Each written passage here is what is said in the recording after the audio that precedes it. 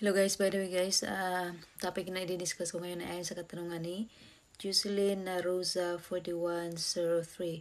Basahin ko muna yung katanungan niya guys ha. Sabi niya dito, ako po ma'am, nag-apply ako noong July 24, 2023. Salary deduction po, 2 months ng agency kasi po raw employer ang gagastos tapos medical at is sagot ko po. Depende po yan, Jocelyn, depende po yun sa agency kung ano yung patakaran nila. Hindi ko alam kung anong agency or saang agency ka nag-apply kaya hindi kita masasagot. Pero doon sa agency na nire-recommend ko, bali ang medical, pregnancy test at saka TISDA, bali si applicant ang babayad muna niyan kapag pinaprocess niya pa yung papers niya sa Pinas. Pero pagdating naman ng Singapore, yung agency doon sa Singapore, i-refund nila yung mga nagastos ng applicant. Doon yun sa sa agency na nire-recommend ko. Pero yung i-refund lang nila yung medical, TISDA, pregnancy test at saka ano pa ba? Yun lang yung i-refund nila.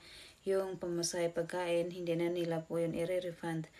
Okay, sana nasagot ko yung katanungan mo, Jocelyn na Rosa 41. Pero kung meron 4103, pero kung meron ka pang ibang katanungan, just comment below. And then paalala lang din pala, hindi ko alam kung saan ka na agency nag-apply, pero kung ako sa'yo, tanungin mo yung agency mo or kung sino yung may hawak sa'yo. Kasi sa Singapore, dapat ang magbabayad niyan ay si employer lahat.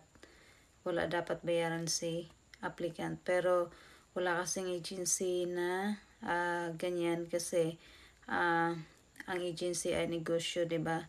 Ngayon kung sila lahat gagastos or kung si employer lahat gagastos, mahirapan sila maghanap ng mga employer para sa kanilang mga aplikante, kaya siguro ganyan. Pero anyway, sana nasagot ko yung katanungan mo. Pero kung meron ka pang ibang katanungan, just comment below. See you.